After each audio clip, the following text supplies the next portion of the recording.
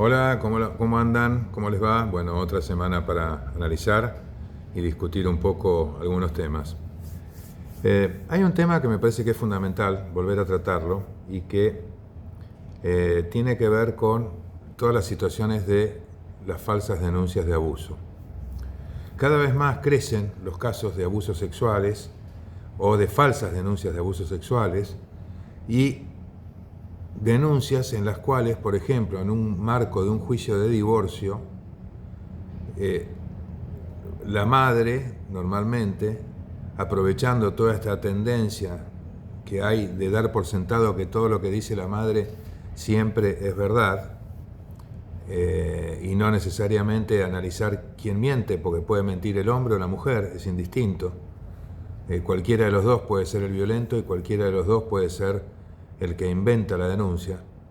Y bueno, muchas veces hacen denuncias de abuso o de acoso o de violencia para tratar de obtener ventajas de otro tipo. Por ejemplo, ventajas de tipo económico o ventajas de tipo de alejar, por ejemplo, al padre del contacto con sus hijos. Así hay infinidad de casos de denuncias que son obviamente genuinas y válidas, como también hay casos de denuncias que hacen muchas veces los padres. Hubo un caso unos años atrás, me acuerdo que el padre había denunciado a la madre.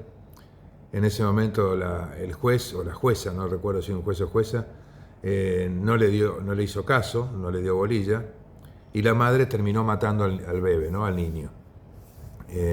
Bueno, de esos casos han habido muchos, pero claro, cuando la denuncia la hace el hombre, no se la toman. No se la toman o piensan que es mentira o, peor aún, hasta es burlado. Yo, por ejemplo, tengo algún caso de, por ejemplo, una consulta que me hizo una vez una persona que sufría violencia doméstica, el hombre, agresión, tipo psicológica y también física, y que un día, por ejemplo, se cansó y se fue a hacer una denuncia en una comisaría. Y se le mataron de risa, básicamente. Le dijeron que por qué no digamos, no, en vez de venir a hacer esa denuncia, que le hiciera entender a su mujer que no era la forma de tratarlo. Esa fue la respuesta que le dieron a esta persona que quiso hacer la denuncia. El problema es que, bueno, el otro día salió un artículo en La Nación bastante interesante que dice que en Argentina se dice que hay que de cada 1000 abusos sexuales solo se denuncian 100. Eso ya es un punto también importante. No se deberían denunciar 100, se deberían denunciar todos los casos. Y solo en esa proporción el 1 o 2% reciben condenas. Por eso que se está planteando incluso el agravamiento de penas en estos casos. Ahora, también está la contracara. Está la contracara de que muchas de esas denuncias, el problema que hay es que, como dije antes, son falsas. Hay dos proyectos de ley, finalmente, uno impulsado por la senadora Carolina Lozada y otro por la diputada Lilia Lemoine, que buscan aumentar las penas por denuncias falsas, falso testimonio y encubrimiento, específicamente cuando se trata de hechos vinculados a violencia de género, delitos contra la integridad sexual o menores de edad.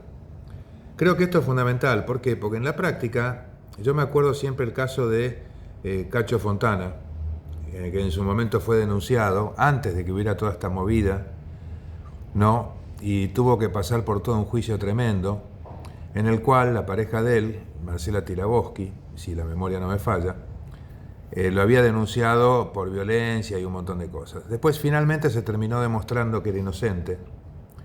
Y me acuerdo un reportaje que le hacen a Cacho Fontana, y me quedó grabado eso, le hacen un reportaje en televisión, cuando se supo que era inocente, en el cual él básicamente contó todo esto y el periodista le dice, bueno, va a volver Cacho Fontana a la televisión, y me acuerdo que él lo miró y le dijo, no, Norberto Palese, ese era su nombre verdadero.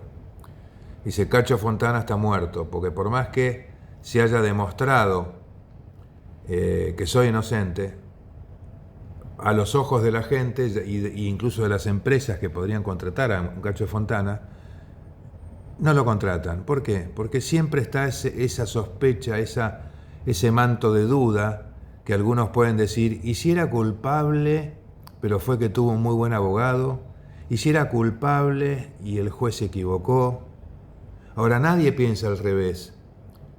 Y si era inocente y lo estamos mandando preso, ustedes saben lo que le pasa a una persona que va por abuso sexual a una cárcel.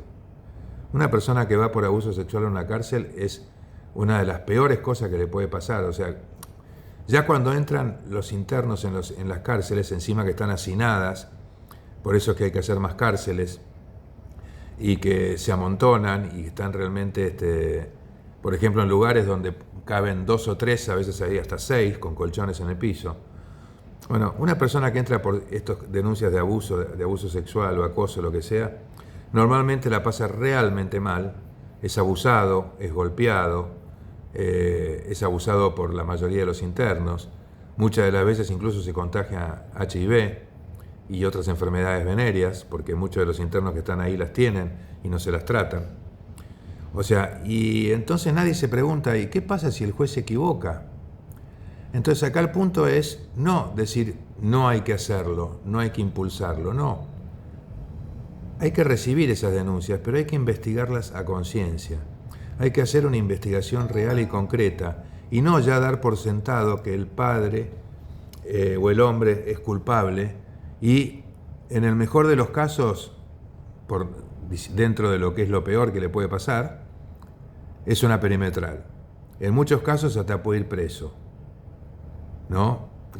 Recuerdo otro caso también de una persona que fue falsamente denunciada y la mujer se vinculó con un grupo de pañuelos verdes y cuando iban al juicio oral, donde después finalmente se pudo demostrar que la persona era inocente, pero la persona este hombre, cada vez que entraba, le gritaban, lo insultaban, lo escupían, habían ido un montón de mujeres con el pañuelito verde a agredirlo, ¿no? Y realmente era una cosa que también tenía otro efecto nocivo, que es cómo puede influenciar eso en el tribunal, ¿no? Ante el tribunal, que ven esa movida popular, esa movida de gente tratando de que se castigue a una persona, por más que el juez sea imparcial y objetivo y trabaje bien, la realidad es que el juez en el fondo también lo piensa varias veces, ¿no? O sea, es como que realmente analiza a fondo qué puede pasar. Por ejemplo, más de uno dirá, por ejemplo, en el interior, dice, si yo a este lo absuelvo, me queman el juzgado, ¿no? Entonces, eso también no se debe permitir. Esa suerte de escrache cuando hay una causa en proceso de investigación. No se debe permitir ese tipo de situaciones tampoco. Primero por la situación que sufre el imputado, que les recuerdo que la Constitución establece que el principio de inocencia, que nadie es culpable hasta que se demuestre que nadie es culpable, se presume la inocencia y que nadie es culpable hasta que se demuestre la culpabilidad. Y es una garantía constitucional. Entonces no se lo puede acusar y tratar y maltratar como si ya haya sido juzgado y condenado por la simple denuncia de la mujer. O, si fuera el caso al revés, ¿no? También la falsa denuncia del hombre. O sea, son situaciones estas en las cuales hay que tener mucho cuidado, pero también está el tema de lo que decíamos, de la impunidad que tienen las que hacen la falsa denuncia. Por eso estos proyectos de Lozada y de Lemoine, que son interesantes. Y yo creo que ahí, a mi punto de vista, creo que por lo menos se le debería aplicar, independientemente del juicio por daños y perjuicios que le pueda hacer después el hombre a la mujer por la falsa denuncia, en el cual puede pasar o bien sí que cobra un dinero, pero no hay dinero que de golpe le cubra haber estado 2 o 3 años siendo violado, ultrajado y maltratado y golpeado en un penal. O peor aún, que quizá cuando le haga el juicio por daños y perjuicios la mujer incluso sea insolvente y no pueda cobrar un peso y se quede con una sentencia linda para colgar en la pared y nada que vuelva para atrás, ¿no? Entonces creo que por lo menos se debería fomentar que ante los casos de falsa denuncia la falsa denunciante o el falso denunciante tenga que sufrir una pena similar a la que hubiera sufrido el denunciado de haber sido encontrado culpable. Esa sería la única forma en la cual realmente podemos empezar a lograr que se tomen en serio este tipo de cosas, ¿no? Eh, la Organización Mundial de la Salud, por ejemplo, estima que 1 de cada 5 niñas y 1 de cada 13 niños son víctimas de abusos. Pero solo 3 de ellos rompen el silencio y piden ayuda. Ahora, ¿esto qué quiere decir? Que hay formas a través de peritajes y a través de pruebas como para determinar si el caso de abuso fue real. Hay casos incluso que los hijos son condicionados por la madre y obligados a mentir, influenciados. Entonces es fundamental ahí la actuación de un equipo de profesionales, de psicólogos o psiquiatras muy capacitados para que puedan determinar y analizar si realmente la denuncia o lo que denuncia el menor es real o es algo que ha sido, digamos, que se lo ha ido machacando la madre para que lo diga y lo haya convencido o lo esté obligando, ¿no? Fíjense que también los datos que dan en este artículo dice, mientras que cerca de la mitad no prosperan, eso también es un elemento, un dato también, que a veces no prosperan porque no hay elemento de prueba, pero sí, no prospera la denuncia quizá penal, pero sí las perimetrales, porque esas están y después para sacarlas hay que volverse loco. El 3,8% son denuncias deliberadamente falsas. Acuérdense, estoy diciendo 3,8% en un porcentaje que es muy bajo. Estamos en un 3,8% de los casos. Acuérdense que hablamos de que no todos los que se denuncian son muchos menos, con lo cual este 3,8 sería un porcentaje muchísimo mayor. Al punto tal que prácticamente casi se duplica, ¿no? Llega a estar cerca entre el 6 y 7%. En aquellos casos que normalmente llegan en un proceso de un divorcio conflictivo, en el cual obviamente se están pasando facturas o le está pasando una factura. Fíjense que hay una parte del artículo también y del análisis que se hace, dice que es un fenómeno extendido, ¿no? Porque dice que los movimientos que impulsan el argumento de las falsas denuncias y lo describen como un fenómeno que crece, no es solamente en Argentina, es en Uruguay, adquirió también especial relevancia durante el debate previo a la aprobación de la tenencia compartida y también en los proyectos que buscaron modificar la ley de violencia de género hacia las mujeres. En Chile hubo casos similares y así en otros países. Hubo un caso, por ejemplo, en Inglaterra, que esto fue interesante, en el cual una mujer había puesto una suerte de hogar para recibir a mujeres abusadas, ¿no? Mujeres golpeadas y abusadas. Y el problema ¿cuál fue? Que cuando empezó con todo este tema se dio cuenta en un momento dado, esto lo pueden buscar en internet, que muchísimas de las que iban ahí no habían sido abusadas y empezó a ver de que el porcentaje de los hombres abusados o falsamente acusados superaba a veces a el número de las mujeres. Cuando esta persona salió a decir esto, fue como que la comunidad de, llamémoslo pañuelo verde, esta comunidad de feminista extrema, le hicieron la vida imposible, al punto tal que esta persona se tuvo que ir de Inglaterra y se tuvo que ir a vivir, creo que a Francia.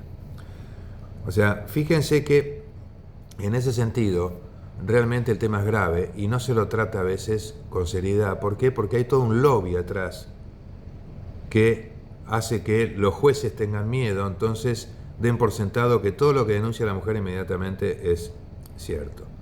Se pueden armar procedimientos, como que ante una denuncia, durante un tiempo que sea razonable, se pueda, digamos, separar a los progenitores, incluso con los hijos, que los hijos estén con algún pariente, se hagan las pericias y se haga todo en forma muy rápida. Y ahí sí es que justifica hacer una inversión y tener un equipo de gente muy capacitada que sea como una task force que actúe en forma inmediata y no que estemos dependiendo de los tiempos de a veces de los cuerpos de peritos. O sea, creo que es fundamental el tema de que se castigue la falsa denuncia con la misma digamos, seriedad y con la misma entidad que se castiga al hecho, digamos, si el hecho hubiera sido verdad. Porque si no, las falsas denuncias van a seguir siendo utilizadas como herramienta en cualquier conflicto de divorcio o en cualquier conflicto familiar. Bueno, cambiando el ángulo por completo, el otro día llegó un gráfico de Clarín que es muy interesante. Acá vamos a pasar a un comentario de economía cortito.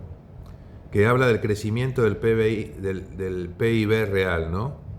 Dice en 2025-2026. En el 2025 el crecimiento que se estima que se va a generar en la India es del 6,4. Segundo está la Argentina con 5,5. Después Filipinas 5,5. China 4,8. España 2,5. Brasil 2,3. Estados Unidos 1,9. Japón 0,7. Italia 0,5. México 0,2 y Alemania 0,1. Si realmente estos son los números que se están manejando, que publicó Clarín y que entiendo que no hay motivo por el cual dudar de ellos, creo que indudablemente la economía macro está funcionando. Ahora es el momento, como siempre decimos, que empiece a funcionar también un poco la micro, ¿no? La microeconomía. Básicamente eso sería un poco lo que quería comentar y vamos a dejar por el momento acá y veremos cómo evolucionan y esperemos que estos proyectos se traten y se le dé la seriedad del caso como corresponde.